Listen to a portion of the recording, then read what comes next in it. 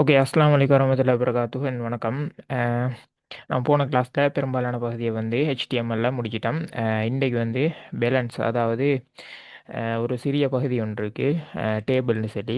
அந்த டேபிளை வந்து நம்ம இன்றைக்கு ஃபினிஷ் பண்ணோம்னு சொன்னால் நம்மட இந்த 5வது யூனிட் ஃபுல்லாக கம்ப்ளீட் ஆகும். சரியா? கம்ப்ளீட் ஆன பிறகு நம்ம வார வீக் 2 கிளாஸும் ஃபுல்லாக இந்த யூனிட்டில் பாஸ் பேப்பரை செஞ்சுட்டு நம்ம அடுத்த யூனிட்டுக்கு வந்து மூவ் ஆக வேண்டியிருக்கும். போன கிளாஸ் அதே நேரம் அதுக்கு முந்தின கிளாஸ் எல்லாம் பார்த்தது இந்த HTML-ல யாருக்கு சரியான சரி டவுட்ஸ் இருக்குதா? அப்படி டவுட்ஸ் இருந்தால் கேளுங்க. அதை கிளியர் பண்ணிட்டு இன்றைய பகுதிக்குள்ள போவோம். குயிக் அப்டேட் பண்ணுங்க. டவுட்ஸ் என்ன சரி இருந்தால் கேளுங்க. கிளியரா? இதுக்கு முதல் பார்த்தது வரைக்கும் ஃபுல்லாக கிளியரா? நம்ம என்ன பார்க்க இருக்கிறது பேலன்ஸ் டேபிள் மட்டும்தானே HTML-ல. இதுவரையில் பார்த்தது ஃபுல்லாக கிளியரா?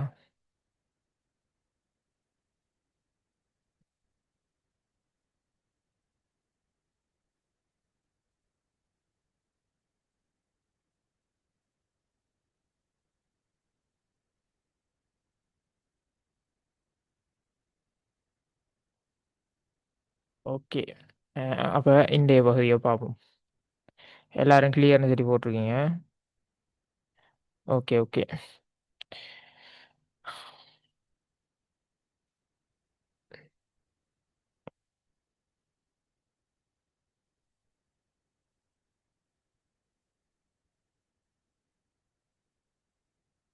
இன்றைய வந்து நான் பார்க்கக்கூடிய பகுதி என்னன்னு சொன்னால், ஒரு நம்மளோட வெப்சைட் ஒன்று நம்ம கிரியேட் பண்ண போகிறோம்னால், அந்த வெப்சைட்டில் ஏதாவது ஒரு டேட்டா, அதாவது மல்டிபிள் டேட்டாஸை வந்து ஒரு டேபிள் ஊடாக நம்மளோட வெப்சைட்டில் ஷோ பண்ண வேண்டியிருக்கும். குறிப்பிட்டு சொல்ல போனால், இப்போ நான் வந்து ஒரு பிஸ்னஸ் பர்பஸுக்கான ஒரு வெப்சைட் ஒன்று செய்கிறேன். சரியா? அப்படி செய்யக்கிட்ட நான் வந்து குறிப்பிட்ட சில ப்ராடக்ட்ஸும் அதுக்கான விலையையும் வந்து காட்சிப்படுத்தணும்னு சொன்னால் இந்த வெப்சைட்டில் நான் என்ன செய்வேன்? டேபிளின் ஊடாகத்தான் அதை காட்சிப்படுத்துவேன். இந்த ப்ராடக்ட் இவ்வளோ எவ்வளோ, அந்த ப்ராடக்ட் கோடு இப்படியே வந்து ஒரு டேபிளில் வந்து நம்ம காட்சிப்படுத்த இயலுமாக இருக்கும். சரியா? அப்போ இப்படியான பர்பஸுக்கு வெப்சைட்ஸில் வந்து நம்ம டேபிள் யூஸ் பண்ணுறோம். அப்போ இதை வந்து கிரியேட் பண்ணுறதுக்கு HTML-ன்ற அந்த ஆரம்ப ஸ்ட்ரக்சரை வந்து நம்ம இட வேண்டி இருக்கும் நம்மட கோடிங்கில். சரியா?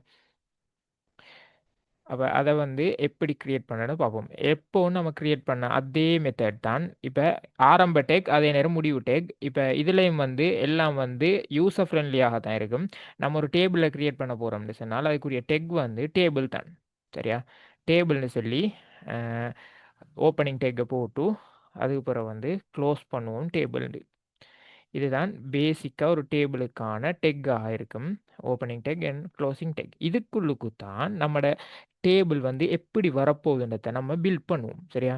இந்த டேபிள்ன்ற அதாவது ஓப்பனிங் டெக்குக்கும் க்ளோசிங் டெக்குக்கும் இடையில தான் நம்மட டேபிளை கிரியேட் பண்ணுவோம்.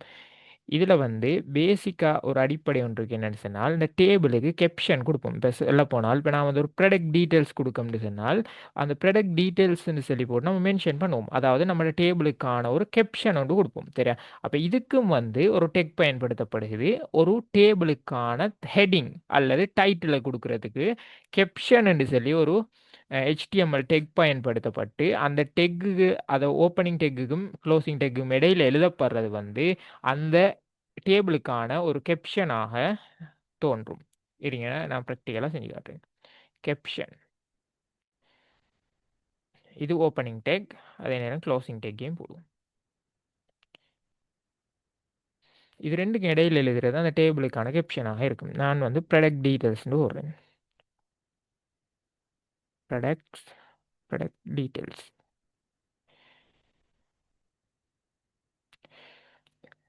இப்போ சேவ் பண்ணிட்டு நான் ஷோ பண்ணி காட்டுறேன் பாருங்க. நம்ம ஆல்ரெடி செஞ்ச அதே ஃபைலில் தான் இன்னும் வந்து ரன் பண்ணிட்டு இருக்கோம். அதனால் நான் அதையே ஓப்பன் பண்ணி காட்டுறேன். சரியா? இங்கே பாருங்கள், ப்ராடக்ட் டீட்டெயில்ஸ்ன்றது வந்து இப்படி வந்து நமக்கு ஷோ ஆகுது. வெயிட், இப்படி ஷோ ஆகுது. சரியா? ஏனென்றால் நம்ம இன்னும் டேபிளை கிரியேட் பண்ணலை, டேபிளுக்கான எலிமெண்ட்ஸை வந்து இன்னும் கிரியேட் பண்ணலை, ஜஸ்ட் அதுக்கான கேப்ஷனை மட்டும் கிரியேட் பண்ணிருக்கோம். அதனால் அப்படி வந்து காட்சி அளிக்குது. ஓகே. இப்போ வந்து இதுக்கு கீழ தான் நம்ம என்னத்த செய்ய போறோம்? நம்மளோட டேபிள பில்ட் பண்ண போறோம். சரியா? எப்பவும் நல்லா ஞாபகம் வச்சுக்கொள்ளுங்க. இந்த ஓப்பனிங் டெக்குக்கும், க்ளோசிங் டெக்குக்கும் இடையில தான் அந்த டேபிள் ஃபுல்லா கிரியேட் பண்ணணும். சரியா? அத தாண்டி நம்ம போப்படாது. எத நம்ம டேபிள் சார்ந்த செயற்பாட்ட செய்யணும்னாலும், அது கெப்ஷனாக இருந்தாலும் சரி, அந்த டேபிள் சார்ந்த இப்ப இது வந்து கெப்ஷன் என்ன? டேபிள்ட கெப்ஷன். டேபிள் சார்ந்த எல்லாத்தையும் அந்த டேபிள்ட ஓப்பனிங் டெக்குக்கும், க்ளோசிங் டெக்குக்கும் இடையில தான் செய்வோம். சரியா? இப்ப ஒரு டேபிள் வந்து எப்படி அதோட ஸ்ட்ரக்சர் அமையும்ன்றத விளங்கப்படுத்திட்டு நான் வந்து அதை வந்து HTML வச்சு எப்படி செய்கிறேன் டாபிக்குள்ளுக்கு வரேன். சரியா? நான் வந்து MS வேர்டு எடுத்து அதில் வந்து ஒரு டேபிள் வந்து பேசிக் எடுத்து டேபிளோட எலிமெண்ட்ஸை வந்து கொஞ்சம் விளங்கப்படுத்துறேன். சரியா? கொஞ்சம் வெயிட் பண்ணுங்க. ஓகே. இப்போ வந்து இப்படி ஒரு டேபிள் இருக்கு. சரியா? இப்படி ஒரு டேபிள் ஒன்று இருக்கு. இது வந்து ஒரு டேபிள். இப்படி ஒரு டேபிள் இருக்கும்னு சொன்னால், எப்போ நம்ம இந்த டேபிள்ட ஒவ்வொரு கொலமுக்கும் உள்ள ஹெட்டிங்கை வந்து எவ்விடத்த குடுப்போம்? இவ்விடத்த குடுப்போம். இது ஒரு கொலம்ட இந்த கொலத்துல வந்து இதுதான் இருக்குதுன்றத நம்ம காட்சி அளிக்கிறதுக்கு அந்த டேபிள்ட கொலமுக்கான ஹெட்டிங்கை வந்து எப்பவுமே என்ன செய்வோம்? இந்த முதலாவது ரோல தான் குடுப்போம். சரியா? இந்த முதலாவது ரோல குடுப்போம். அது ஓகே தானே? அதனால ஞாபகம் வச்சுக்கிடுங்க. சரியா? இதுவும் வந்து நமக்கு அங்க உதவும். அதே நேரம் ஒரு டேபிள் இருக்கும்னு சொன்னால் அந்த டேபிள்ட மேல்ல இருந்து கீழ் நோக்கி வரக்கூடிய இந்த பகுதியை நம்ம செல்ற கொலம் உண்டு. இப்படி இதுக்கு செல்லும் கொலம். அதே நேரம் இப்படி கிடையாக இப்படி பார்க்கக்கூடியது இந்த பகுதிக்கு நம்ம செல்றது ரோ. சரியா? இது ரோ ரெண்டாவது ட்ரோ பண்ணது. மேல்ல இருந்து கீழ் நோக்கி பார்க்கறது வந்து கொலமாக இருக்கும். சரியா? இது கிளியரா? ஒரு டேபிள்னா இவ்வளவுதான் தெரிஞ்சுக்கணும். சரி, இதுல இருக்கக்கூடிய இந்த ஒவ்வொரு எலிமெண்ட்டும் ஒவ்வொரு செல் அல்லது ரெக்கார்ட்ஸ் என்று சொல்லுவோம். இது கிளியரா? இந்த ஒவ்வொரு தனித்தனி எலிமெண்ட்டுக்கும் வந்து செல் அல்லது ரெக்கார்ட்ஸ் என்று சொல்லுவோம். இந்த இப்படி வரக்கூடிய முழுமையாக ஒரு பகுதியை நம்ம பார்க்க கிட்ட இப்படி கிடையாக பார்த்தோம்னு சொன்னால் மொத்தமாக அதுக்கு ரோண்டு செல்வோம். மேலே இருந்து கீழ் நோக்கி அல்லது கீழே இருந்து மேல் நோக்கி பார்த்தோம்னு சொன்னால் இதுக்கு வந்து செல்வோம் என்னது கொலம்னு சொல்லுவோம். சரியா? அதாவது y அச்சு வந்து கொலமாக இருக்கும், எக்ஸ் அச்சு ரோவாக இருக்கும். இது கிளியரா? ஒரு டேபிள்ட எலிமெண்ட்ஸ் விளங்கிட்டா? இது விளங்கினா தான் HTML விளங்கும். சரியா? டேபிள் ஒன்று எப்படி கிரியேட் பண்ணானது குயிக் அப்டேட் பண்ணுங்க.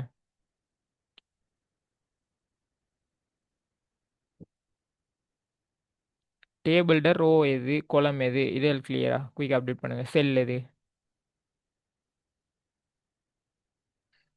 அவனோட ரெஸ்பான்ஸ்ல தான் லேட் ஆகுது. சரியா?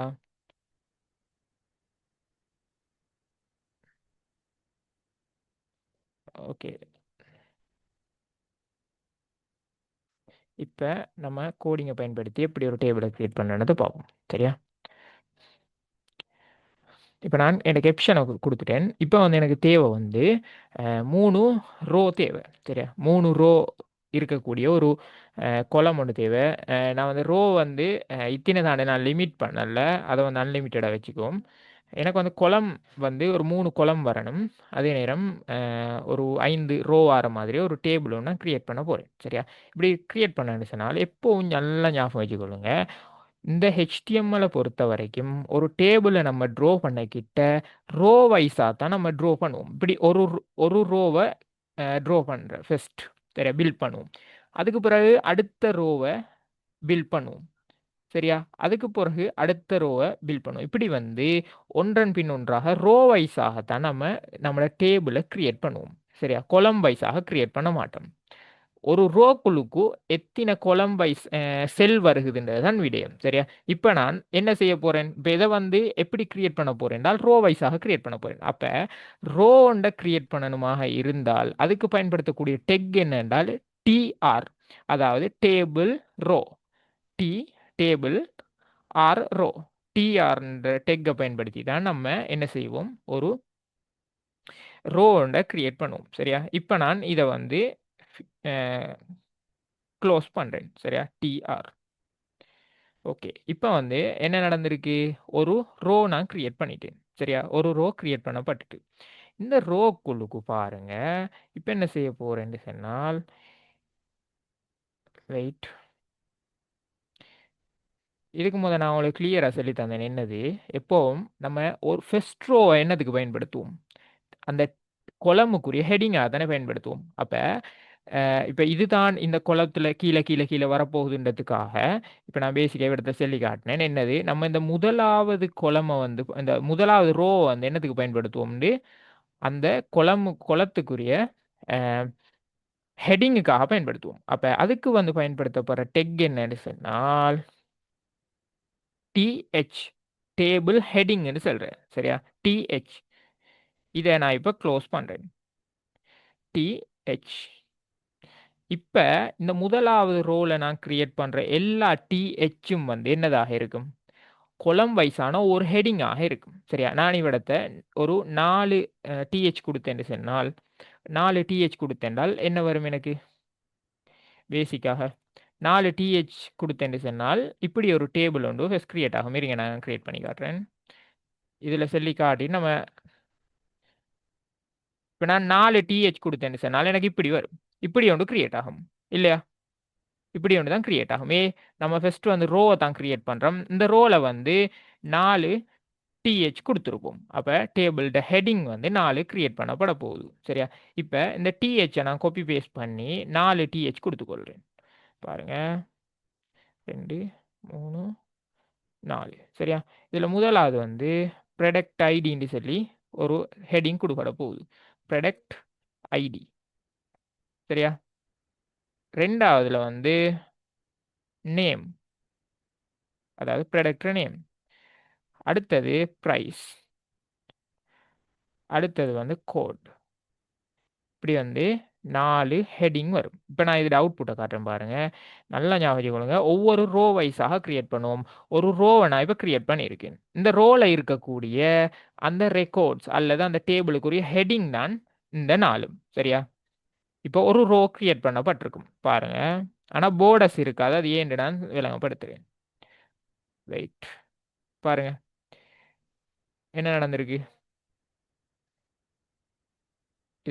இதில் இடைவெளி விட்டு எப்படி செய்கிற, போர்டர் போட்டு எப்படி செய்கிறதெல்லாம் நம்ம கிளியராக படிப்போம். அதுக்கு முதல் சும்மா ஜஸ்ட் ஒரு ஐடியா எடுத்துவோம். பாருங்கள், ப்ரொடக்ட் ஐடின்னு சொல்லி என்ன நடந்திருக்கு, ஒரு ஹெட்டிங் கிரியேட் ஆயிருக்கு. அப்புறம் நேம்னு சொல்லி ஒரு ஒன்று கிரியேட் ஆயிருக்கு. அப்புறம் ப்ரைஸ், அப்புறம் கோட். இப்படி வந்து 4 எலிமெண்ட், அதாவது 4 டேபிளுக்குரிய ஹெட்டிங் கிரியேட் ஆகிருக்கு. சரியா, வெயிட் பண்ண பெருசாகி காட்டுறேன். இந்த இப்படி கிரியேட் பண்ணப்பட்டிருக்கு. சரியா, இது வந்து கேப்ஷன். இது வந்து முதலாவது ரோ.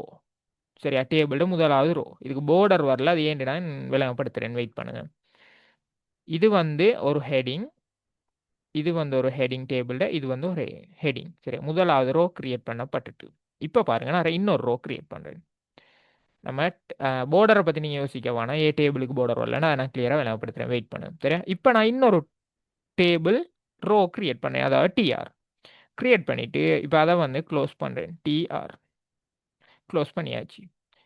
இப்போ டபுள் என்டர் தட்டி இப்போ என்ன செய்ய போகிறேன் என்றால், இதுக்கு நான் கொடுத்தேன் என்னது, ஒரு ரோல வரக்கூடிய அந்த ரெக்கார்ட்ஸுக்கு அதை கிரியேட் பண்ணதுக்குரிய எலிமெண்ட்டுக்கு நான் என்ன கொடுத்தேன், டிஹெச் கொடுத்தேன். ஆனால் இனி நான் டிஹெச் கொடுக்க மாட்டேன். என்ன காரணம், ஒரு குளத்துக்கு வந்து ஒரு ஹெட்டிங் தான் இருக்கும். சரியா, அப்போ முதலாவது நம்ம ஹெட்டிங்கை கிரியேட் பண்ணியாச்சு. இப்போ ரெண்டாவது கிரியேட் பண்ண போகிறது என்னதாக இருக்கும், டேபிள் டேட்டாவாக இருக்கும். சரியா, அந்த டேபிளுக்கு வரக்கூடிய டேட்டா அது வந்து டேபிள்ட ஹெட்டிங் கிடையாது. அப்போ ரெண்டாவது ரோல வரக்கூடியது என்னதாக இருக்கும், டிடியாக இருக்கும், டேபிள் டேட்டா.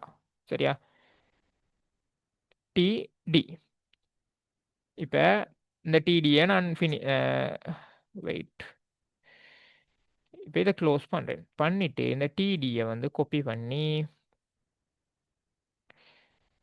எத்தனை ரெக்கார்ட்ஸ் நான் கொடுப்பேன், 4 ஹெட்டிங் கொடுத்தால் 4 டேட்டா இருக்கும். சரியா, இதில் இப்போ நான் மேலே வந்து என்ன ஆர்டருக்கு வந்து கொடுத்துருக்கணும் பாருங்க. இங்கே ஃபஸ்ட்டு இருக்குது ப்ரொடக்ட் ஐடி. அப்போ நான் இங்கே என்ன கொடுப்பேன், ஃபஸ்ட்டுக்கு ப்ரொடக்ட் ஐடியை தான் கொடுப்பேன். இங்கே இருக்குது ஃபஸ்ட்டு ஹெட்டிங் வந்து என்ன, ப்ரொடக்ட் நேம். அப்போ ரெண்டாவது டிடி என்னதாக இருக்கும், ப்ரொடக்ட் நேமாக இருக்கும். சரி, இப்படி ஆர்டர் படிக்கு வரும். பாருங்க, கொடுத்து காட்டுறேன்.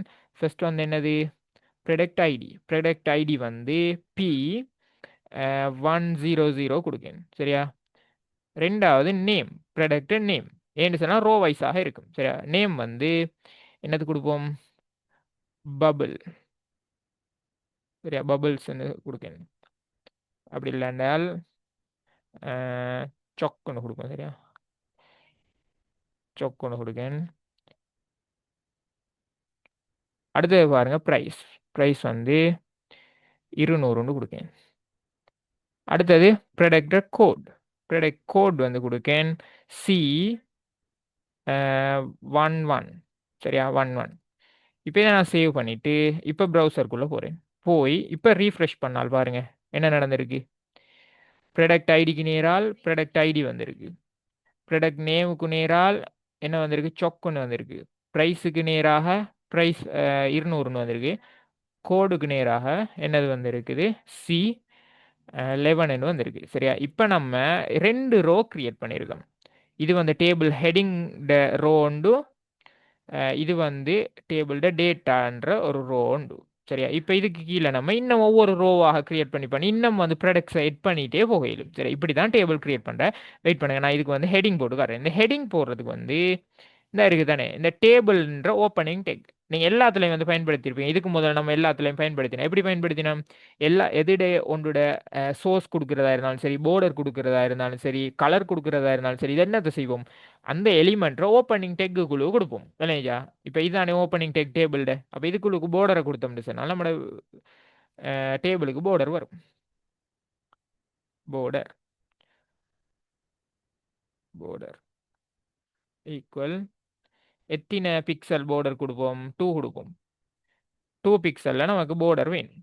சரியா, இப்போ இதை நான் சேவ் பண்ணிவிட்டு இப்போ என்ன ப்ரௌசருக்குள்ளே போய் ரீஃப்ரெஷ் பண்ணுறேன் பாருங்கள். இப்போ பாருங்கள் 2 பிக்சலில் என்ன நடந்திருக்குது, நமக்குரிய டேபிளுக்குரிய border வந்திருக்கு. இதை நான் 2 பிக்சல் ஜஸ்ட் 1 பிக்சலே கொடுக்கும். 1 பிக்சலில் நமக்கு border. சேவ் பண்ணிவிட்டு ப்ரௌசருக்குள்ளே போய் ரீஃப்ரெஷ் பண்ணேன்டாங்க பாருங்கள். இப்போ நான் இன்னொரு ரோவும் கிரியேட் பண்ணி காட்டுறேன். நமக்கு 2 ரோ. வெயிட் பண்ணுங்க, இதை வியூவை வந்து கொஞ்சம் சிறியதாக்கும். Zoom out.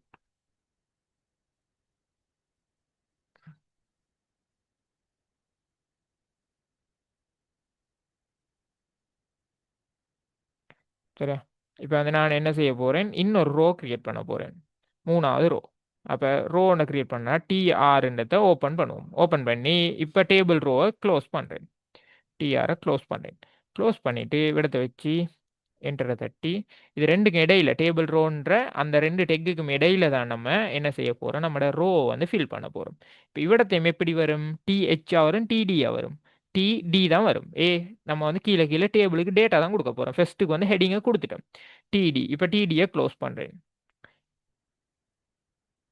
டிடி க்ளோஸ் பண்ணி நம்ம எத்தனை டேட்டா கொடுக்கணும், 4 டேட்டா கொடுக்கணும். என்ன சொன்னால் நம்மளோட ரோவில் இருக்கக்கூடிய கொலம் வந்து 4 நாளாக தான் கிரியேட் பண்ணிட்டு இருக்கோம். அப்போ 4 கொடுத்துட்டு இப்போ நான் முதலாவது கொடுப்பேன் என்னத்தை, ப்ரொடக்ட் ஐடி. அப்போ P101.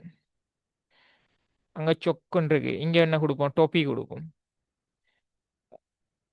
ப்ரைஸ் 200 போட்டிருக்கோம், இங்கே வந்து 20 போடுவோம். கோட் வந்து C10 கொடுப்போம். சரியா, கொடுத்துட்டு இப்போ இதை சேவ் பண்ணிவிட்டு இப்போ போனேன்டா பாருங்கள் 3வது ரோ கிரியேட் பண்ணப்பட்டிருக்கும். பாருங்கள், இது வந்து டேபிள்ட கேப்ஷனாக இருக்கும். சரியா, இதான் ஒரு ரோ, 2வது ரோ, 3வது ரோ. இது கிளியரா, டேபிள் ஒன்று எப்படி கிரியேட் பண்ணுறது கிளியரா, எல்லாரும் அப்டேட் பண்ணுங்க குயிக்கா. ஒவ்வொன்றுக்குரிய டெக் ஞாபகம் வச்சுட்டீங்க என்ன, சரி எல்லாரும் அப்டேட் பண்ணுங்க.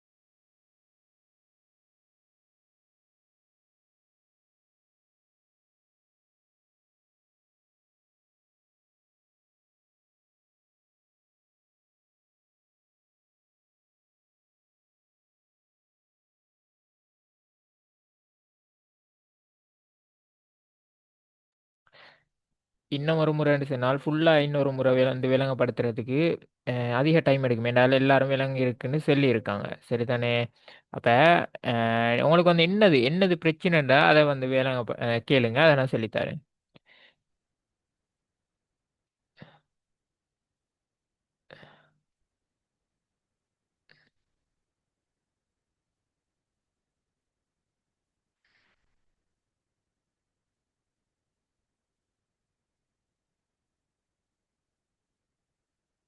இந்த வேற சகிப், நல்லா கவனிங்க. என்னன்னு சொன்னால் ஒரு டேபிள் ஒன்று கிரியேட் பண்ணுறதுக்கு பேசிக்காக டேபிள்ன்ற ஓப்பனிங் டேக்கையும் க்ளோசிங் டேக்கையும் போட்டு அதுக்கு இடையில தான் நம்ம என்ன செய்வோம், நம்ம டேபிளுக்குரிய எலிமெண்ட்டை கிரியேட் பண்ணுவோம். அப்போ டேபிள் ஒன்றுக்கு வந்து அடிப்படையாக கொலம், அதே நேரம் ரோ, செல்லுன்னு சொல்லி மூணு விடயங்கள் இருக்குது. செல்லுன்னு சொன்னால் அந்த ஒவ்வொரு ரெக்கார்டுக்கு நம்ம சொல்லுவோம் செல்லுண்டு. ஆனால் இந்த எக்ஸ் அச்சில், அதாவது ஒரு டேபிளை பொறுத்த வரைக்கும் இந்த இப்படி வரக்கூடிய எக்ஸ் அச்சில் வரக்கூடியது வந்து என்னதாக இருக்கும், இந்த எக்ஸ் அச்சில் வரக்கூடியது ரோவாக இருக்கும். சரி, இப்படி ஒவ்வொரு ரோவாகத்தான் நம்ம ஒன்றன் பின் ஒன்றாக ஒரு டேபிளை கிரியேட் பண்ணுவோம். சரியா, இது வந்து இப்படி பார்க்கக்கூடியது வந்து கொலம்னு சொல்றேன். சரி, இது வந்து கொலம், நேரத்தோட சேர்ந்தது ரோ. அப்போ இப்படி ரோ வைஸாக நம்ம கிரியேட் பண்ணுவோம். அப்போ ஒவ்வொரு ரோவை வந்து ஸ்டார்ட் பண்ணுறேன். சரி, ஒவ்வொரு ரோவை ஸ்டார்ட் பண்ணணும்னு சொன்னால் என்ன செய்வோம், ஓப்பனிங் டெக் ரோக்கு போடுவோம் டிஆர். டிஆர்னா டேபிள் ரோ. இந்த டிஆர், இப்போ இந்த டிஆர் ரெண்டுக்கும் இடையில எழுதுறது எல்லாமே வந்து இப்படி ஒவ்வொரு டேட்டாவாக ஃபெஸ்ட் கோலம், அதாவது ஃபெஸ்ட் ரோலே தான் வரும். என்ன காரணம்னா நம்ம ஒரு ரோ தான் கிரியேட் பண்ணியிருக்கோம், அதுக்குள்ளுக்கு எழுதுற எல்லாமே இப்படி வந்து ரோ வைஸாக இப்படி அடுத்தடுத்ததாக போய்த்துட்டு இருக்கும். இப்போ 4 தான் நம்ம கொடுத்துருக்கோம்னு சொன்னால் என்ன செய்யும், ஒரு ரோல 4 எலிமெண்ட் இப்படி வந்து கிரியேட் ஆகும். சரியா, ஆனால் இவிடத்தை நான் டிஹெச் கொடுத்து ஃபெஸ்ட்டுக்கு மட்டும், ஃபெஸ்ட் ரோவை மட்டும் டிஹெச் கொடுத்து நம்ம அதுக்குரிய டேட்டாஸை கொடுப்போம். என்ன காரணம்னா டிஹெச்னா டேபிள் ஹெட்டிங், அது நம்ம ஃபெஸ்ட்டுக்கு ஹெட்டிங் கொடுக்கல, ஃபெஸ்ட்ல இருந்தே டேட்டா தான் கொடுக்க போறோம்னாலும் பிரச்சனை இல்லை. நம்ம ஃபெஸ்ட்ல இருந்தே டியை கொடுத்து கிரியேட் பண்ணலாம். என்ன, அந்த போல்ட்னஸ் இல்லாமல் வரும். ஃபெஸ்ட்டுக்கு பாருங்க, இந்த போல்டு ஒன்று இருக்குது ஃபெஸ்ட் ரோல, இந்த ஃபர்ஸ்ட் ரோ வந்து போல்டாக இருக்குது. அது என்ன காரணம், அது வந்து டிஹெச் கொடுத்துருக்கனால. ஏன்னா டிஹெச் கொடுத்தால் அது ஒரு ஹெட்டிங்காக கன்சிடர் பண்ணும். சரியா, அதுக்கு பிறகு கிரியேட் பண்ணக்கூடிய, அதுக்கு பிறகு நம்ம இன்னும் ரெண்டாவது ரோ வேணும்டா, ரெண்டாவது ரோவை கிரியேட் பண்ணுறோம். ஓப்பனிங் டேக்கை போடுறோம், க்ளோசிங் டேக்கை போடுறோம். போட்டு இது ரெண்டுக்கும் இடையில எழுதப்படுற அந்த கோடிங் வந்து, அதாவது 4 எலிமெண்ட் கொடுப்போம். என்ன காரணம், நம்ம ஃபர்ஸ்ட் ரோலே 4 எலிமெண்ட் கொடுத்துருக்கோம். அப்போ அடுத்த ரோலையும் வந்து 4 எலிமெண்ட் கொடுத்தாதான் அந்த ரோ வைஸாக அது வந்து சரியான முறையில் வந்து கிரியேட் ஆகும். இப்போ இங்கே வந்து 4 எலிமெண்ட்டை கொடுத்துட்டோம், இதுக்கு போகிற வந்து 3 கொடுத்தோம்னு சொன்னால் இதுவும் இதுவும் இதுவும் மட்டும் தான் இருக்கும், ஈன ஒன்றுமே இருக்காது. ஈன ஸ்பேஸாக இருக்கும். ஈன ஸ்பேஸாக இருந்தால் அது வந்து என்ன, அது கோலமாக இருக்கும். சரியா, அப்போ ஒரு வடிவாக வரணும்னு சொன்னால் 4 எலிமெண்ட் நம்ம ஃபர்ஸ்ட் ரோல கொடுத்துருந்தால் ரெண்டாவதுல 4 4ஆக கொடுத்துட்டு வரும். இப்படி தான் வந்து ஒரு டேபிளை கிரியேட் பண்ணுறேன். சரியா, எத்தனை ரோவை வந்து நம்ம கிரியேட் பண்ணுவோம், டிஆர் டெக் எத்தனையை கிரியேட் பண்ணுவோம், அத்தனை ரோ வந்து நம்ம கிரியேட் ஆகும். அதுக்கு இடையில தான் நம்ம அதாவது டேபிளோட டேட்டாவை வந்து என்ட்ரி எடுப்போம். சரியா, இப்போ விளங்கிட்டா, குயிக் அப்டேட் பண்ணு.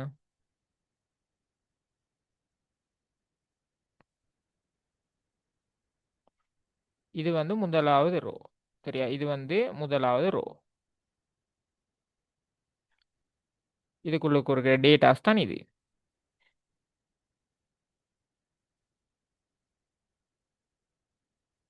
ஓகே, அப்போ டேபிள் வந்து கிரியேட் பண்ணுற பேசிக்காக தெரியும். சரியா, அடுத்து வந்து பார்ப்போம் என்னன்னு சொன்னால், இந்த டேபிளை பொறுத்த வரைக்கும் இன்னும் கொஞ்சம் அட்வான்ஸ் ஆன ஒன்று இருக்குது. என்னென்னா அதுக்கு சொல்லுவோம் ஒன்று கோல்ஸ் பென், அதே நேரம் ரோஸ் பென் அப்படின்னு சொல்லி ரெண்டு இருக்குது. சரியா, இந்த ரோஸ் பென் கோல்ஸ் பென்டா என்னன்னு சொன்னால் பேசிக்காக நான் வந்து ஃபஸ்ட்டுக்கு வந்து இந்த எம்எஸ் வேர்டில் செஞ்சு காட்டிட்டு அதுக்கு பிறகு நம்மளோட கோடிங்கை பயன்படுத்தி செய்வோம். சரியா, பாருங்க, இந்த ரோஸ் பென் கோல்ஸ் பென்டா என்னென்றால், உங்களுக்கு ரோ அதே நேரம் கோலம் இது ரெண்டும் கிளியர் தானே, இது ரெண்டும் கிளியர் என்றால் இது வந்து பெரிய விடயமே இல்லை. சரியா, இந்த கோல்ஸ் பென் ரோஸ் பென் பெரிய விடயமே இல்லை. வெயிட் பண்ணுங்க.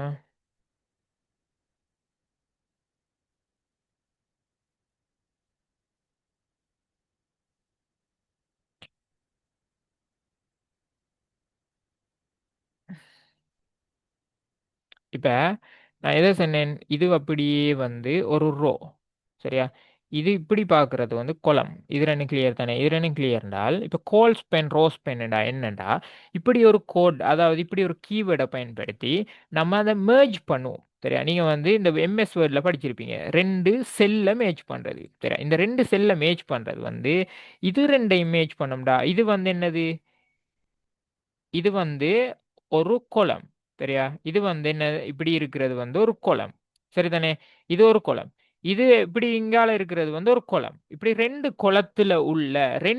குளத்துல உள்ள செல் ரெண்டு கனெக்ட் பண்ணப்பட போகுது, மேட்ச் பண்ணப்பட போகுதுன்றால் இப்ப மேல உள்ள இந்த இது ரெண்டையும் நான் மேட்ச் பண்ண போறேன். மேட்ச் பண்ண பட போகுதுன்னு சொன்னால் இது வந்து வேற கொலம்ல இருக்கிற செல். சரியா? இது வந்து ஃபர்ஸ்ட் கொலம்ல இருக்கிற செல், இது வந்து செகண்ட் கொலம்ல இருக்கக்கூடிய இந்த முதலாவது செல் ரெண்டையும் நான் என்ன செய்ய போறேன், மேட்ச் பண்ண போறேன். அப்ப வேற வேற கொலம்ல இருக்கிறத நம்ம மேட்ச் பண்ணணும்டால் இதுக்கு நம்ம பயன்படுத்துற அந்த கீவேர்ட் வந்து என்னது, கோல்ஸ் பென்னு சொல்லுவோம். ஏன்றால் அது வந்து கொலமும் இன்டர்கனெக்ட் ஆக போகுது இல்லையா, அதுக்காக கோல்ஸ் பென்னோட கீவேர்டை பயன்படுத்துவோம்.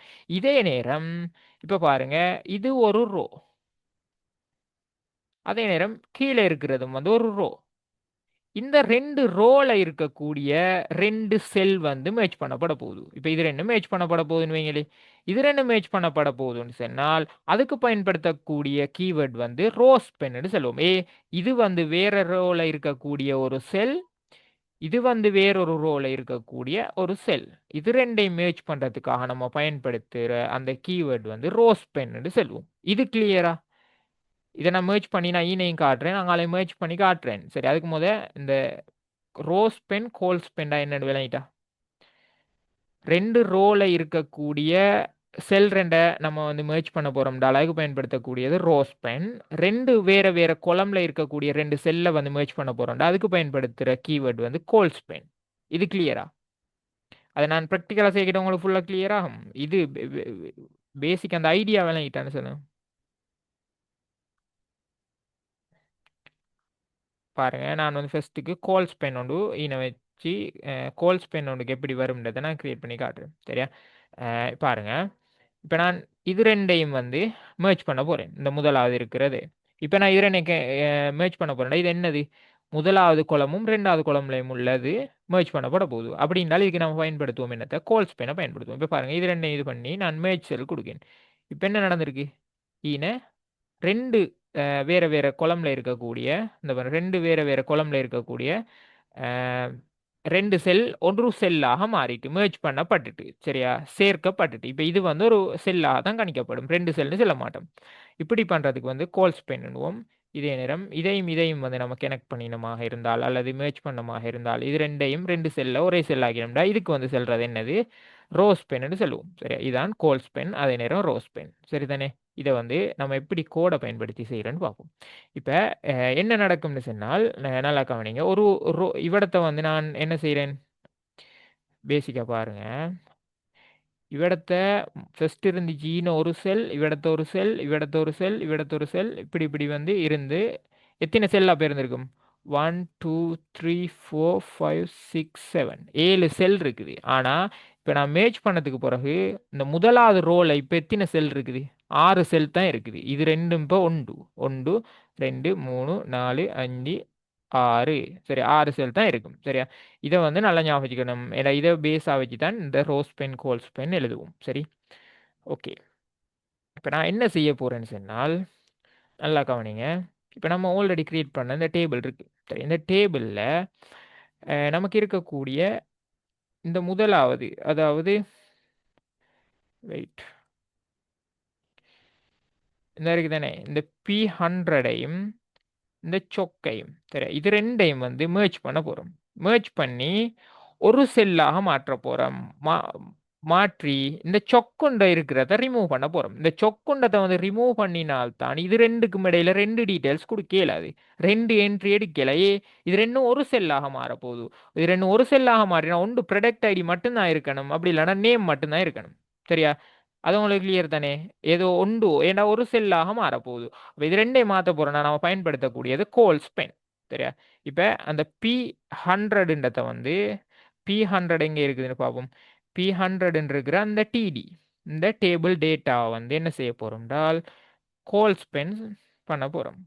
கோல்ஸ் பென் ஈக்குவல் கொட்டேஷனுக்குள்ள என்ன கொடுப்போம், எத்தனை செல்லை நம்ம மேட்ச் பண்ண போறோம், ரெண்டு செல்லை மேட்ச் பண்ணுவோம். ஆனால் அந்த சொக்குண்டது இருக்காது. அந்த ரோல இருக்கக்கூடிய ஏதாவது ஒன்றை வந்து நம்ம ரிமூவ் பண்ண வேண்டி வரும். ரிமூவ் பண்ணுவோம், அந்த ரோல மட்டும் 3 டீட்டெயில்ஸ் தான் இருக்கும். என்ன காரணம், நம்ம கோல் ஸ்பெண்ட் பண்ண போறோம் ரெண்டு செல். அப்படி பண்ணோம்னா ரெண்டு செல் வந்து ஒரு செல்லாக மாறப்போகுது. அப்படி மாறுமாக இருந்தால் ஒரு டீட்டெயில் நம்ம என்ட்ரி பண்ணக்கூடிய அந்த செல் வந்து இல்லாமல் இருக்கும். சரியா? இப்போ நான் இதை சேவ் பண்ணிட்டு இப்போ இதுக்குள்ள வந்து ரீஃப்ரெஷ் பண்ணுறேன். பாருங்க என்ன நடக்குது, ஈன கோல் ஸ்பென் செய்யப்பட்டுட்டு, அதாவது ரெண்டு குளத்தில் இருக்கக்கூடிய ரெண்டு செல் வந்து மேட்ச் பண்ணப்பட்டுட்டு. சரியா? இதுதான் கோல்ஸ் பென். ஓகே, இப்போ வந்து ரோஸ் பென் பார்ப்போம். இந்த ரோஸ் பென்ல நான் என்ன செய்ய போறேன்னு சொன்னால், இந்த இருக்கு தானே, இந்த C11ஐயும் C10ஐயும் வந்து மெர்ஜ் பண்ண போறேன். இப்போ என்ன செய்ய போறேன்? ரோஸ் பென் ஆக போறேன். ரெண்டாவது ரோவும் மூணாவது ரோலையும் இருக்கக்கூடிய ஒவ்வொரு செல் வந்து மேட்ச் பண்ணப்பட போகுது. அப்போ இந்த C11ன்றது வந்து எத்தனாவது என்ட்ரின்னு பார்ப்போம். சரியா? இந்த C11 வந்து எத்தனாவது என்ட்ரின்னு பார்ப்போம். இந்த இருக்குது. இப்ப இந்த C11 கிட்ட நம்ம என்ன செய்வோம்? ரோஸ் பென் கொடுப்போம். ரோஸ் பென் ஈக்குவல் டபுள் கொட்டேஷனுக்குள்ள 2 கொடுப்போம். 2 கொடுத்தா என்ன நடக்கும்? 2 செல் மேட்ச் பண்ணப்படும். 2க்கு மேற்பட்டதை நம்மளால மேட்ச் பண்ண இயலும். இப்போ இதை நம்ம மேட்ச் பண்ணுவோம். ஆனால் இந்த C10ன்றது இருக்காது இவ்விடத்த. என்ன காரணம்னு உங்களுக்கு தெரியும். C10 இருந்தால் அது அடுத்த கொலமுக்குள்ளுக்கு பாயும். அதால அதை ரிமூவ் பண்ணிடுவோம். என்னென்றால் அது ரெண்டும் உண்டாக போகுது. அப்போ ஒரு டேட்டா தானே வருது, ரெண்டு இடத்துலையும் இருக்கலும். சரியா? இப்போ இதை சேவ் பண்ணிட்டு இப்போ நான் ரீஃப்ரெஷ் பண்ணேன் பாருங்க, C11 மட்டும் இவ்விடத்துல இருக்குது. இதான் ரோஸ் பென், அதே நேரம் கோல்ஸ் பென். இது விளங்கிட்டா ரோஸ் பென்டா என்ன, கோல்ஸ் பென்டா என்னன்னு குயிக் அப்டேட் பண்ணும்.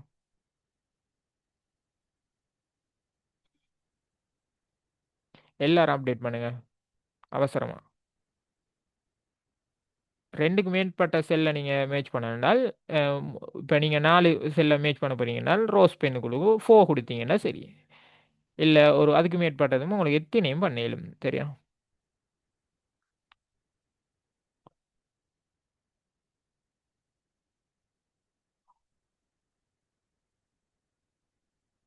Okay okay. இப்போ நம்மளோட HTML கோட் ஃபுல்லாக முடிஞ்சு. சரியா? HTML பயன்படுத்தி நம்ம எப்படி ஒரு வெப் டெவலப்மெண்ட் பேசிக்காக செய்கிறன்றது உங்களுக்கு கிளியர். நீங்கள் வந்து இதை இது வந்து கலர்ஃபுல்லாக நீங்கள் வந்து இதை டிசைன் பண்ணியிருக்க மாட்டீங்க வெப்சைட்ஸை. என்ன காரணம்னு சொன்னால் அதுக்கு வந்து CSSன்னு சொல்லி ஒரு லாங்குவேஜ் பயன்படுத்துவோம். சரியா? கேஸ்கேடிங் ஸ்டைல் ஷீட்டுன்னு சொல்லி அதை பயன்படுத்தி தான் ஒரு வெப்சைட்டை வந்து கொஞ்சம், அதாவது வடிவாக கலர்ஸ் நிறைய எட் பண்ணி, சொல்ல போனால் வந்து HTML பயன்படுத்தி, இப்போ நான் பேசிக்காக சொல்கிறேன். ஒரு உடல் உறுப்பு இருக்குது. இப்போ நம்மளோட பொடி இருக்குதானே, இந்த பொடியில் இருக்கக்கூடிய அந்த எலும்புகளை மட்டும், எலும்புகள் தான் நம்மளோட பேசிக் ஸ்ட்ரக்சர் நம்மளோட பொடிக்குரிய. சரியா? அந்த ஒவ்வொரு எலும்பாக கிரியேட் பண்ணுதுன்னு வைங்களே, இந்த எலும்புக்கு சரியான சதையெல்லாம் வச்சு அந்த அதாவது நமக்கு வரக்கூடிய ஹேர், ஸ்கின், இப்படி வந்து சகல அந்த பொடிக்குரிய பார்ட்ஸையும் வந்து மோடிஃபை பண்ணி தாருது. நம்மளோட அந்த பொடிக்குரிய அந்த மோடிஃபையை உருவாக்குறது தான் அந்த CSS என்ற லாங்குவேஜ். சரியா? CSS பயன்படுத்தி தான் அப்படி அந்த மோடிஃபிகேஷன் செய்வோம். பேசிக்காக அந்த இருக்கக்கூடிய அந்த எலிமெண்ட்ஸை வந்து பேசிக் ஸ்ட்ரக்சரை வந்து உருவாக்குறது எதை வச்சு நம்ம உருவாக்குவோம்? இந்த HTML வச்சு உருவாக்குவோம். அப்போ உங்களோட சிலபஸின் படி HTML மட்டும்தான் இருக்குது. பேசிக் HTML, அட்வான்ஸ் HTMLக்கு HTML5ன்னு சொல்லி சொல்லுவோம். சரியா? அப்போ பேசிக் HTML இருக்குது. அப்போ பேசிக்காக இருக்கிற அந்த உங்களுடைய சிலபஸில் இருக்கக்கூடிய பகுதி ஃபுல்லாக கம்ப்ளீட்டட். சரி, இன்னும் நோட்ஸ் பகுதி ஒன்று இருக்குது. அதை பார்த்தோன்னே இந்த யூனிட் முடியும். இப்போ நான் வந்து பேசிக்காக ஒரு வெப்சைட் ஒன்று ஷோ பண்ணி காட்டுறேன். FB இல்லை, சும்மா ஃப்ரீ கோட் கேம். சரியா? ஃப்ரீ கோட் கேம்னு சொல்லி ஒரு வெப்சைட் இருக்குது. இப்போ இதுக்குள்ள போய் காட்டுறேன். இப்போ நீங்கள் பாருங்கள், நம்ம உருவாக்குற வெப்சைட்ஸுக்கும் இதுக்கும் நிறைய டிஃப்ரென்ஸ் இருக்குது. என்ன, நிறைய கலர்ஃபுல்லாக நிறைய எனிமேஷன் அது இது. இங்கே பாருங்கள், ஈன போக்கிட்டு எனிமேட் ஆகுது. இப்படி வந்து நிறைய டிஃப்ரெண்ட் டூல்ஸ் எல்லாம் இவங்க இதுக்குள்ளே வந்து யூஸ் பண்ணியிருக்காங்க. அப்போ இப்படியெல்லாம் யூஸ் பண்ணுறது CSS பயன்படுத்தி. அதே நேரம் இதை வந்து இதுக்குள்ள இருக்கக்கூடிய அந்த மூமெண்ட்ஸில் வந்து ஜாவா ஸ்கிரிப்ட்னு சொல்லி ஒரு லாங்குவேஜை பயன்படுத்தி செய்வாங்க. சரியா? அப்போ இதுகள் உங்களோட சிலபஸில் நீங்கள் A லெவலுக்கு வந்தால் CSS படிப்பீங்க. அதை ஹையர் ஸ்டடின்னு போனால் மற்ற ஜாவா ஸ்கிரிப்ட், PHP, அப்படி மற்ற லாங்குவேஜ்கள் லேர்ன் பண்ணுவீங்க. சரிதானே? ஓகே, இவ்வளோ தான் HTML. நான் இப்போ வந்து நோட்ஸில் வந்து சில பகுதி இருக்குது, அதுக்குள்ளுக்கு வரேன். ஓகே, அப்போ உங்களோட சிலபஸின் படி இப்போ உங்களோட சிலபஸில் HTMLன்றது கம்ப்ளீட். சரியா? HTML என்ன? நம்ம ஒரு வெப்சைட்டில் அந்த பேசிக் ஸ்ட்ரக்சரை உருவாக்குறதுக்கு பயன்படுத்தக்கூடிய அந்த லாங்குவேஜ். சரியா? லாங்குவேஜ் என்ன சொன்னாலும் உங்களுக்கு தெரியும். கணினி வந்து நம்ம ஃபஸ்ட் கிரேட் லெவலில் ஃபஸ்ட் யூனிட்டில் படித்தோம். கணினி வந்து என்னத்தை நம்ம பேசுகிற லாங்குவேஜை புரிஞ்சு கொள்ளாது. அது வந்து 0101 தான் புரிஞ்சு கொள்ளும். ஆனால் அதுக்குன்னு சொல்லி ஒரு பொதுவான ஒரு லாங்குவேஜ் உண்டு, டிரான்ஸ்லேஷன் ஒன்று வேணும். அதுக்காக நம்ம ஹை லெவல் லாங்குவேஜ்னு சொல்லி ஒரு லாங்குவேஜஸ் அப்படி யூஸ் பண்ணுறோம். அப்படியான ஒரு லாங்குவேஜ் தான் இந்த HTML. சரியா? இது வந்து மார்க்அப் லாங்குவேஜாக இருக்குது. இப்போ programming language, front end language, back end language, database, அப்படி குவாரி லாங்குவேஜ், இப்படி எல்லாம் நிறைய இருக்குது. அதில் மார்க்அப் லாங்குவேஜ்ன்ற வகைக்குழுக்கு இந்த HTML வரும். அப்போ இந்த HTML ஃபுல்லாக கம்ப்ளீட்டட். சரிதானே?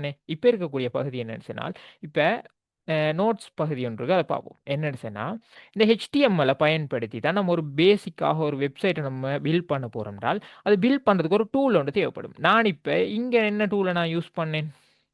இங்க நான் யூஸ் பண்ணது வந்து இந்த நோட்பேட் ப்ளஸ் ப்ளஸ்ன்ற ஒரு டூலை பயன்படுத்தி தான் இதை நான் பில்ட் பண்ணேன். சரியா? இது வந்து என்னது? இதுதான் ஒரு எடிட்டராக இருக்குது. சரிதானே? எடிட்டர் வந்து அப்ப நான் என்ன எடிட்டரை யூஸ் பண்ணி இந்த கோடை பயன்படுத்தி நான் இதை பில்ட் பண்ணியிருக்கேன்? Notepad plus plus. இதே மாதிரி உங்களோட சிலபஸ்ல சில அறிமுகத்தை தந்திருக்காங்க. சில ம், அதாவது கொம்போசர்னு சொல்லி உண்டு. அதே நேரம் சிகே எடிட்டர்னு சொல்லி உண்டு. இதெல்லாம் வந்து ஓப்பன் சோர்ஸாக இருக்கும். சரியா? இது மாதிரியான இப்போ இந்த நான் பயன்படுத்தின அதே நோட்பேட் ப்ளஸ் ப்ளஸ் மாதிரி கொம்போசர்னு சொல்லி ஒரு ஓப்பன் சோர்ஸ் எடிட்டர். கொம்போசர் கொம்போசர் இது வந்து ஓப்பன் சோர்ஸ். சரியா? அதே நேரம் சிகே எடிட்டர்னு ஒன்று இருக்குது. சிகே எடிட்டர் இதெல்லாம் வந்து என்னது? Open source. சரியா? ஓப்பன் சோர்ஸாக இருக்கும். அதே நேரம் பே பண்ணி யூஸ் பண்ணுறது இருக்குது. விஷுவல் ஸ்டூடியோன்னு ஒன்று இருக்குது. சரியா? விஷுவல் ஸ்டூடியோன்னு இருக்குது. அதே நேரம் விஷுவல் ஸ்டூடியோ வந்து நல்ல பிரபல்யமான ஒரு லைசன்ஸ் சாஃப்ட்வேர். அதே நேரம் அடுத்து வந்து எடோபிட ஒன்று இருக்குது. வெயிட் பண்ணுங்க. எடோபிட வந்து ட்ரீம் வியூவர்னு ஒன்று இருக்குது. அடுத்தது மைக்ரோசாஃப்ட் ஃப்ரண்ட் வியூ. இப்படி வந்து நிறைய இருக்குது.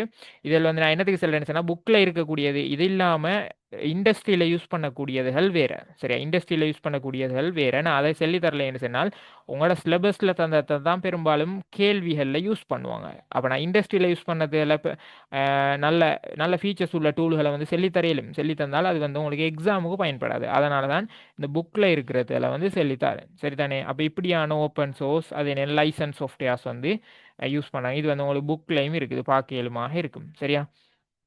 இப்போ அதை விட்டு வெப்சைட்ஸ் வந்து பேசிக்காக ரெண்டு வகைப்படும். சரியா? வெப்சைட்டை வந்து ரெண்டு வகையாக பேசிக்காக பிரிக்கலும். ஒன்று வந்து ஸ்டெட்டிக் வெப்சைட்னு சொல்லுவோம். சரியா? ஸ்டெட்டிக் வெப்சைட்.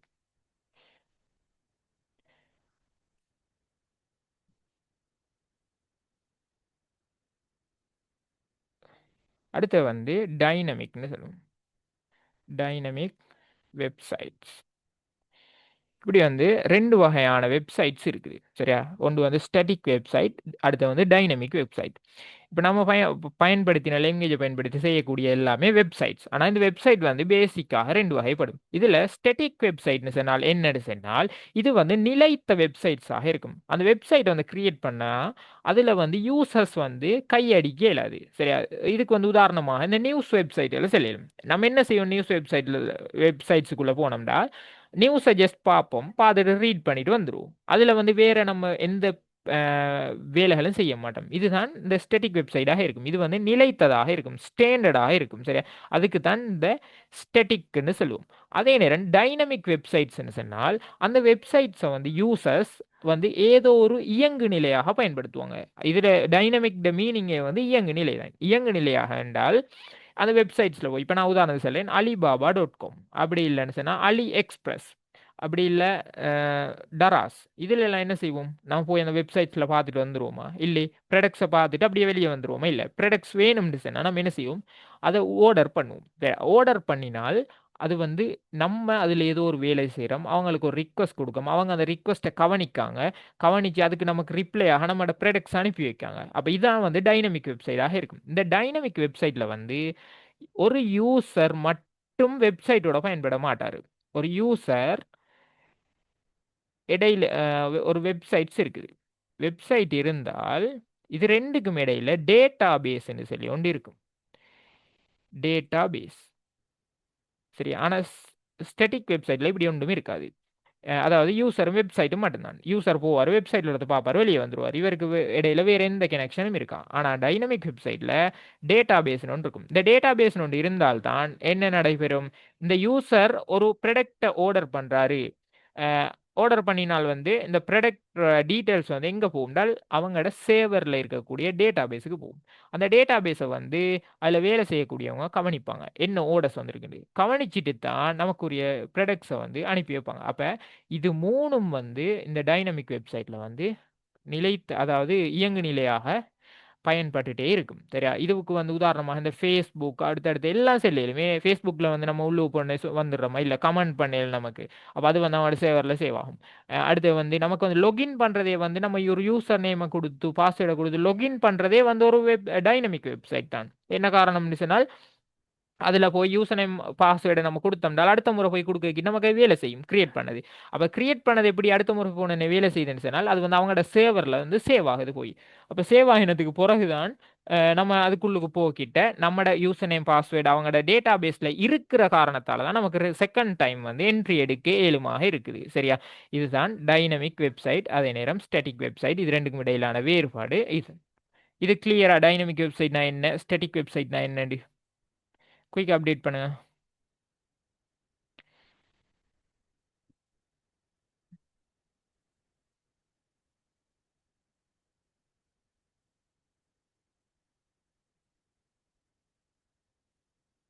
ஓகே.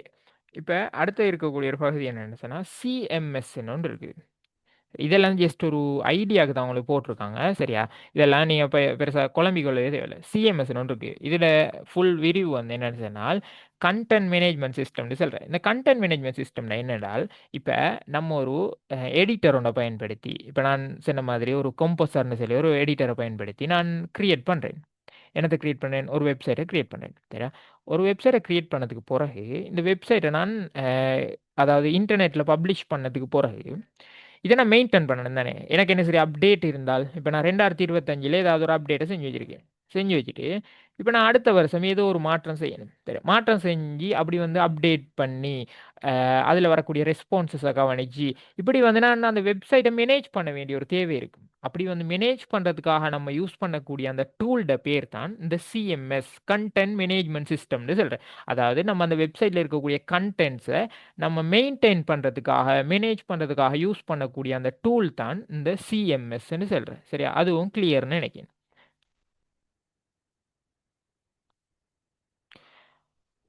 நல்ல பிரபல்யமான ஒரு சிஎம்எஸ் இருக்குது. அதுதான் வந்து வேர்ட் ப்ரெஸ்ன்னு சொல்லுவாங்க. சரியா? வேர்ட் ப்ரெஸ்ன்னு சொல்லுவோம். இந்த வேர்ட் ப்ரெஸ்ல வந்து அவங்களாக கிரியேட் பண்ணி வச்ச சில டெம்ப்ளேட்ஸும் இருக்கும். நம்ம அதை யூஸ் பண்ணியும் வெப்சைட்ஸ் பில்ட் பண்ணலாம்.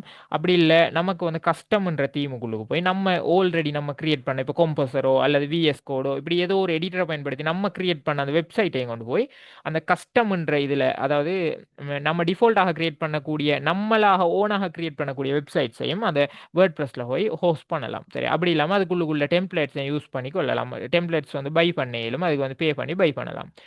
நம்ம இப்போ வந்து ஒரு வெப் டெவலப்மெண்ட் தெரிஞ்சதுன்னா நம்ம வந்து ஒரு ஓனாக ஒரு வெப்சைட் ஒன்று கிரியேட் பண்ணி நமக்கும் போய் அந்த தீமுகளை வந்து அந்த வேர்ட் ப்ரெஸ்ல விற்க இயலுமாக இருக்கும். அதாவது சேல் பண்ண இயலுமாக இருக்கும். சரிதானே? இதான் சிஎம்எஸ் ஆக இருக்கும். சிஎம்எஸ்க்குள்ளுக்கு வந்து நம்மளோட கண்டென்ட்டை வந்து மேனேஜ் பண்ணிக்கொள்ளவும் மேலும். அடுத்து வந்து மெயினான ஒரு பகுதி ஒன்று என்னன்னு சொன்னால் ஹொஸ்ட்னு சொல்லி ஒன்று இருக்கும். சரியா? ஹொஸ்ட்னு இந்த ஹொஸ்ட்னு என்னன்னு சொன்னால் இன்டர்நெட்ல ஹொஸ்டிங்னு சொல்லுவோம் அல்லது ஹொஸ்ட்னு சொல்லுவோம். சரியா? இன்டர்நெட்ல நம்மட வெப்சைட்டை வந்து நம்ம ஹோஸ்ட் பண்ற வெளியிடுறது தான் இந்த ஹோஸ்டிங்னு சொல்றேன். சரியா? இதுல வந்து ஹோஸ்ட் இப்போ நம்ம கிரியேட் பண்ண வெப்சைட் வந்து ஒரு நாளும் கூகுள்ல காட்டாது. கிரியேட் பண்ணி ஜஸ்ட் வச்சுட்டு இருக்கோம்னா அது காட்டாது.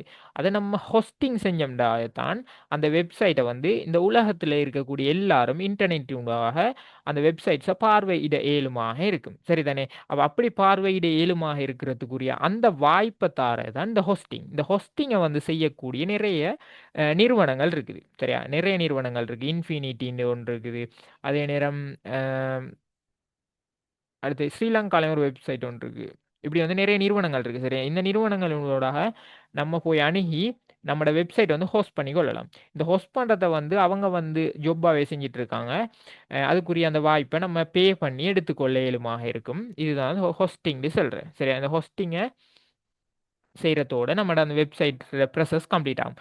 ஆனால் ஒவ்வொரு வெப்சைட்டுக்கும் வந்து நான் வந்து இதை இமெயில் அண்ட் இன்டர்நெட்ன்ற பாடத்திலே நான் படித்து தந்திருப்பேன். என்னடா டொமைன் நேம் அதே நேரம் டாப் லெவல் டொமைன் ஒன்று இருக்கும். சரியா? வெயிட் பண்ணுங்க எம்ஹெச்டி இந்த பாருங்க. இப்போ இப்படி ஒரு வெப்சைட்ஸ் ஒன்று இருக்குது என்றால் இப்படி ஒரு வெப்சைட் ஒன்று இருக்குதுண்டா இது வந்து ஹோஸ்ட் பண்ணப்பட்டிருக்கு. இந்த ஹோஸ்ட் பண்ணியிருக்கேன் வந்து நான் நெட்லிஃபை என்ற ஒரு பிளாட்ஃபார்மினூடாக ஹோஸ்ட் பண்ணியிருக்கேன். அதை வந்து நான் ஃப்ரீயாக ஹோஸ்ட் பண்ணதால நெட்லிஃபைல எனக்கு வந்து இந்த நெட்லிஃபைன்றதும் சேர்ந்து காட்டுது. அப்போ இது அப்படியே என்னது என்ற டொமைன் நேமாக இருக்கும். இந்த எம்ஹெச்டி அசதுல்லா டாட் நெட்லிஃபைன்னு இருக்குது. அந்த நெட்லிஃபை எனக்கு ரிமூவ் பண்ண இயலாது. ரிமூவ் பண்ணா நம்ம பே பண்ணணும். நான் பே பண்ணாததால அது வந்து ரிமூவ் பண்ண இயலாமல் இருக்குது. சரிதானே? அப்போ இந்த நெட்லிஃபை வரைக்கும் உள்ளது யூசர் நேம். யூசர் நேம் இல்லை, சாரி, டொமைன் நேம். இந்த பின்னுக்கு இருக்கிற டாட் எப்புன்னு இருக்கிறது வந்து என்னது டாப் லெவல் டொமைனாக இருக்கும். இதை வந்து டாட் காம் டாட் எல்கே இப்படி வந்து நமக்கு தேவையான இதை வந்து டாப் லெவல் டொமைனை வந்து செலக்ட் பண்ணலாம். செலக்ட் பண்ணி எடுக்கிறதுக்கு வந்து பே பண்ண வேண்டி இருக்கும். சரியா? அடுத்து வந்து இந்த டொமைன் நேமையும் நமக்கு பை பண்ணலாம். உதாரணத்துக்கு சொல்ல போனால் நான் எக்ஸாம்பிளுக்கு சொல்கிறேன். எனக்கு வந்து நான் ஒரு வெப்சைட் ஒன்று கிரியேட் பண்ணிட்டேன். அதை நான் வந்து ஹோஸ்டிங் செய்ய போகிறேன். செய்கிற வந்து என்ன பேரில்னு சொன்னால் ஏஎஸ்டின்ற பேரில் வந்து நான் ஹோஸ்ட் பண்ண போகிறேன். இப்படி ஹோஸ்ட் பண்ண போகிறேன். அந்த ஏஎஸ்டின்றது டொமைன் தானே. அந்த டொமைனில் ஆல்ரெடி ஒருத்தர் வெப்சைட் ஒன்று வச்சிருக்காரு. சரியா? அது வச்சிருக்காரு அப்படின்னு சொன்னால் ஆரம்ப காலத்தில் இப்போ நிறைய பேர்கள் முக்கியமான பேர்களில் ஒவ்வொருத்தர் என்ன செஞ்சிட்டாங்கடா நிறைய வெப்சைட்ஸை அல்லது அந்த டொமைன் நேமை வந்து ரிஜிஸ்டர் பண்ணிட்டாங்க. ரெஜிஸ்டர் பண்ணி வச்சுட்டு இப்போ அது வந்து வேறொருத்தருக்கு தேவைப்படக்கிட்டு என்ன செய்கிறேன்டால் அதை வந்து சேல் பண்ணுறேன் பெரிய பெரிய விலைக்கு. முக்கியமான இப்போ நான் எக்ஸாம்பிளுக்கு சொல்கிறேன். கூகுள் நிறுவனத்தை ஆரம்பிக்கும் முதலே கூகுள்னு சொல்லி ஒருத்தர் என்ன செஞ்சிட்டாரு டொமைன் நேம் உண்ட ரெஜிஸ்டர் பண்ணிட்டாரு. இப்போ கூகுள் நிறுவனத்தை ஆரம்பிக்க போகிற இப்போ google.com ஒருத்தருக்கு ஒரு வெப்சைட் ஒன்று கட்டாயம் தேவை அந்த கம்பெனிக்கு. அப்போ அந்த கூகுள்ன்ற நேம் இப்போ எடுத்துக்கலாம். ஏன்னா ஒரு நேம், அதாவது டொமைன் நேம் ஒரு நேம் மட்டும்தான் ஒரு இன்டர்நெட்டில் இருக்கேலும். சரி, முழு உலகத்துலையும் ஒரு நேம் தான் இருக்கேலும்.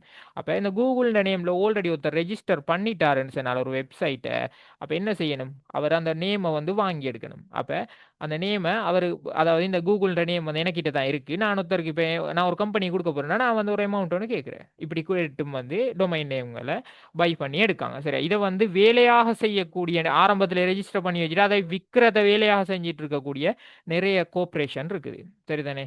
இப்போ இது வந்து பாருங்க ஒரு என்னது ஒரு டைனமிக் வெப்சைட். என்ன காரணம்? இந்த பாருங்க சேவரில், அதாவது ஒரு டேட்டா பேஸோட இன்டர்கனெக்ட் பண்ணப்பட்டிருக்கு. இது டைனமிக் வெப்சைட்டாக இருக்குது. அதாவது நான் ஒருத்தரை கண்டெக்ட் பண்ணுறதுக்காக நான் கண்டெக்ட் டீட்டெயில்ஸை கொடுத்து சப்மிட் சென்ட் மெசேஜ் பண்ண சொல்லியிருக்கேன். இது சென்ட் மெசேஜ் இவங்க ஃபுல் டீட்டெயில்ஸையும் கொடுத்தாங்கன்னு சொன்னால் எந்த டேட்டா பேஸில் ஸ்டோர் ஆகும். அப்போ இது வந்து ஒரு டைனமிக் வெப்சைட்டாக இருக்கும். சரிதானே? கிளியரா? எல்லாரும் அப்டேட் பண்ணுங்க.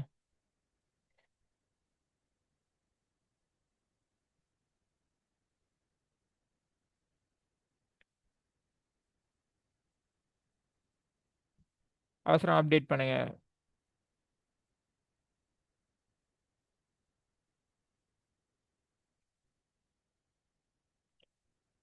இவ்வளோதான் அவனோட 5th யூனிட்.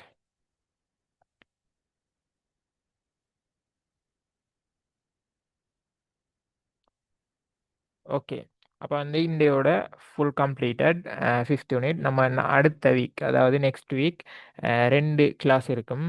அதாவது டியூஸ்டேயும் வெனிஸ்டேயும் எப்பயும் போல் டியூஸ்டே வெனிஸ்டே 6 to 7 இருக்கும். சரியா? இன்றைக்கு மட்டும் நான் அது ஒரு கிளாஸை வந்து போஸ்ட்போன் பண்ணதால இன்றைக்கு வந்து 7க்கு வச்ச வேண்டியதாயிட்டு.